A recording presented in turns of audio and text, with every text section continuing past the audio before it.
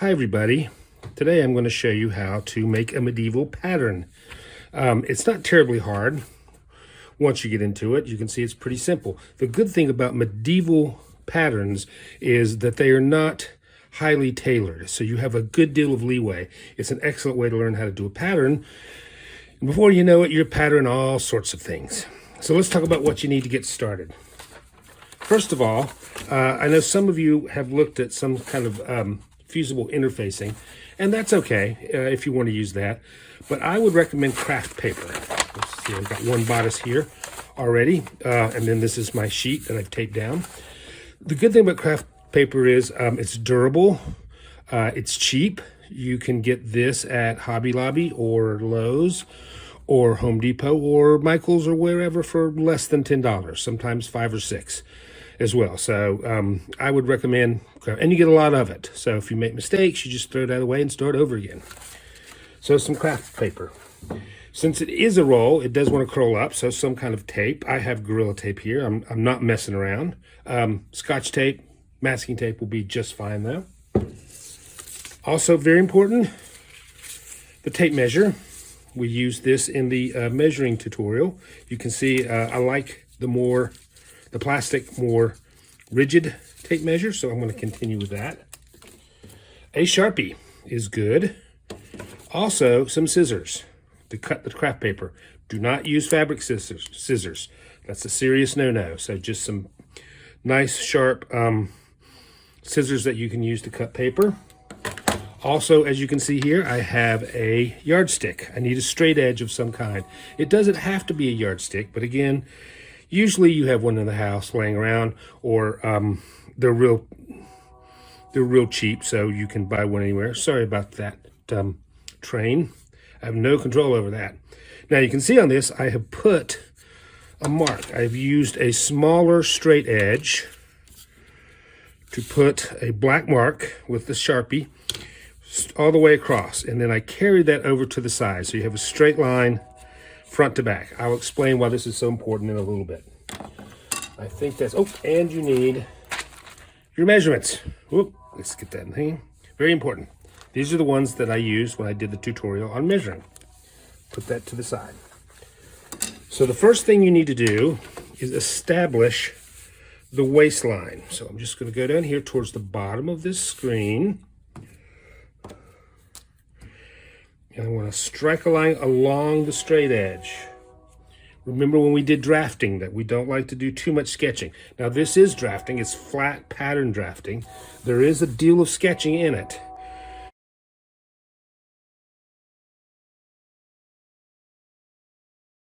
Okay, so now that we've done that, we're going to do, this is our waistline. Should put on there, waist, so we know. Now we're going to do a vertical line. That's going to be our center axis. And this is where, whoops, I'm getting a good spot. That line is going to come in handy. So you just line it up so it's square. We like square. So we're going to do that.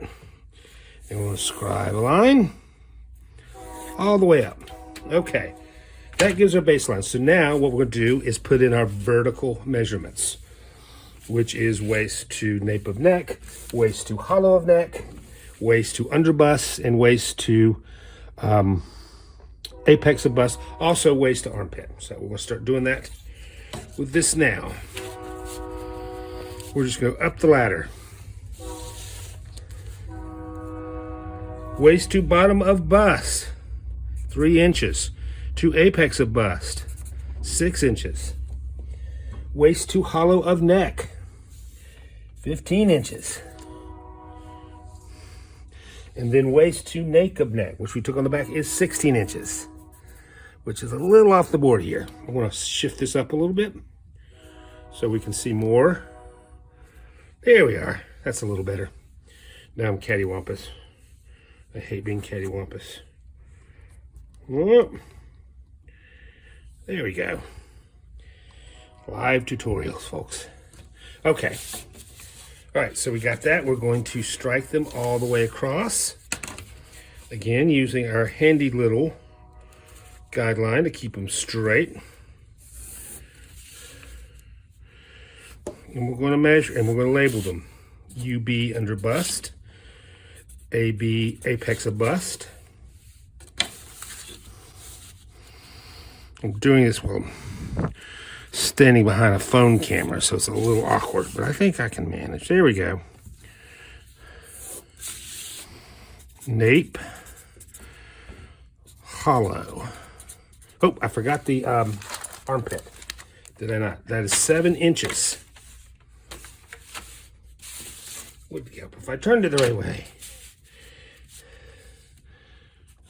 It's a lot of lines. That's why we have to label this.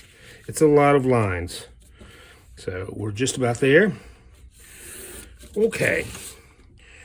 What did I say that was? Armpit. Okay, so now we do that, we need to do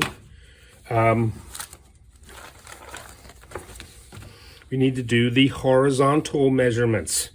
So that will be mostly bust and waist. Waist is 34 inches. So 34 inches divided by 4 is 8.5 inches. So we're going to do that. We're going to center that on the waistline. Again, we'll just so the camera. We'll have to keep doing this. I got to get used to this. So 8.5. That will be 4 1/4 on either side of the center axis.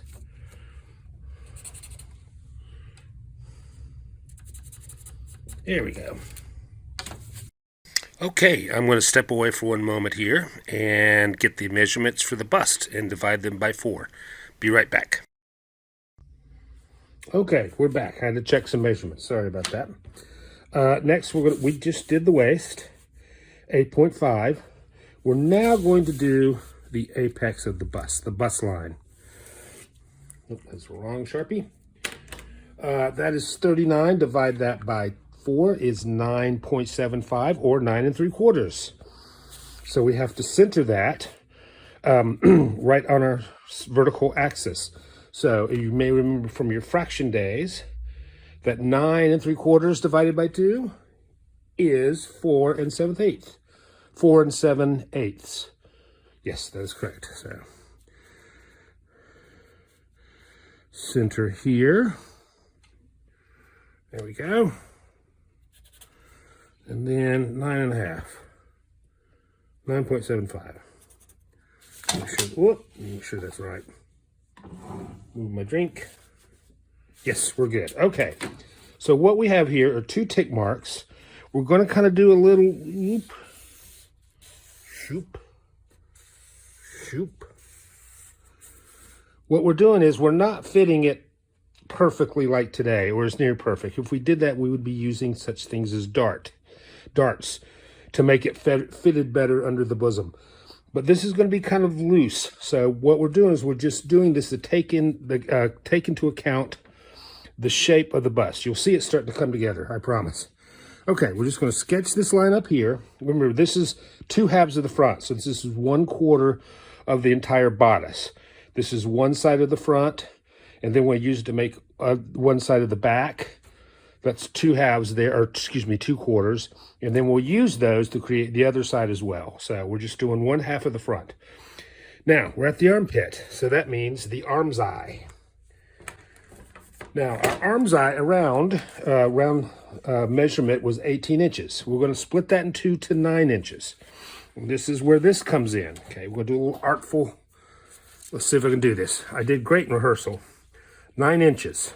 We're going to bring it up towards the hollow of the neck. And we're just going to let it fall a little bit. And then very lightly kind of sketch that in. There we go. Oh, that's looking beautiful. That's where the arm's going to go, the sleeve. Now, what we're going to do is take this up towards the nape of the neck. Where it comes around. Now we have to deal with the neckline. Now, the hollow of the neck is pretty high. If you feel it, it's like t-shirt collar height. We're going to go a little lower. Not too low, because this is going to be like the 12th century and not the 14th, where there was all kinds of licentiousness. So we're going to bring this up and just swoop down. A little more swoopage. I'm going to make this a little bigger. There we go. Okay. Cross out the parts you're not going to use. And there we go. We have created a bodice. So the next thing we're going to do is we're going to cut this out, and that'll let us create the back. So I'm going to stop here. Now that this is cut out, we're going to use this to trace the back part of this panel. So now, because it is a back, this part here, we have this curve out for the bosom.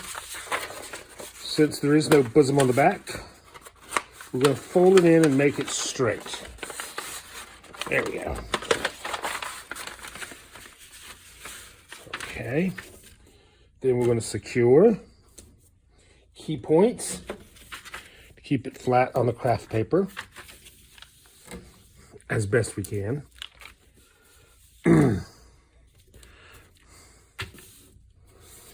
And then just kind of trace it out. Whoa. The good thing about craft paper is it's thick. I'm going to use a straight edge though.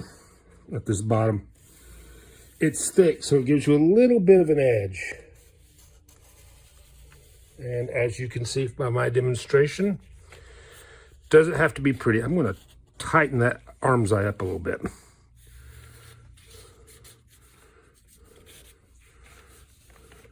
Good thing it doesn't have to be pretty, because it ain't. All right.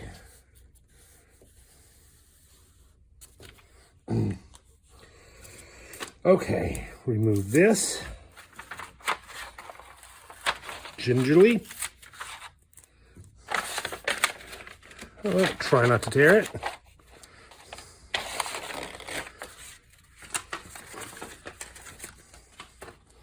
And there we go. And that's the back pattern. I'm going to connect my dots. I do like to take this neckline, this strap here, and cheat it up a little bit. It's okay if they overlap when you're doing a fitting, which you're not going to do. You're just making a flat pattern. But if you were to, you could overlap a little bit and cut off the excess where you need it. Okay. There, you can see the big difference is this is the center of the back here. Make sure we don't mix them up. And this is the side seam. So we take some account of the bust into the side seam there, as well as into the front seam on the front piece, which I will call front. I hope that's clear. The good thing about this is I'm grading pretty liberally. I know it can be perplexing, trying to visualize a three-dimensional space in 2 dimensions. So that's why craft paper is good. You got plenty of it to play with. And if this is your first attempt, just do the best you can. Okay, so that's the bodice. I'm going to cut this out. However, I am going to add a sleeve. So that will be the next step. All right, it's time to make a sleeve. Not too difficult. We're going to do a pattern for one sleeve that sews all the way around and encircles the entire arm. So instead of doing 2 pieces that are seamed, we're just going to do 1 piece.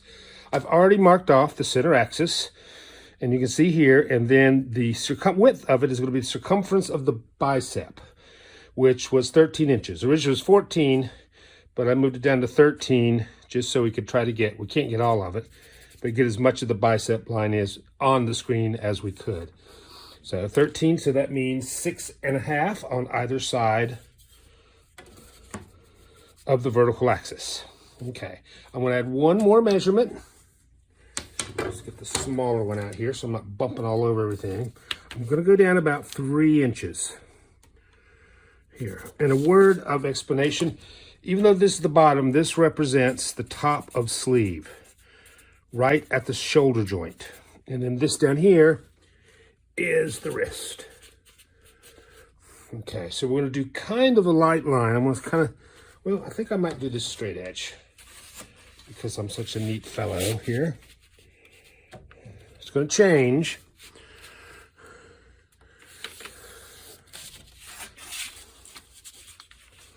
Do this too so we can see it tapering to the wrist. Okay. And we're going to bring this line down. I will explain what that is in a moment. Once once I get, oops, that's going to run right into that. So, oh, there we go. That helps.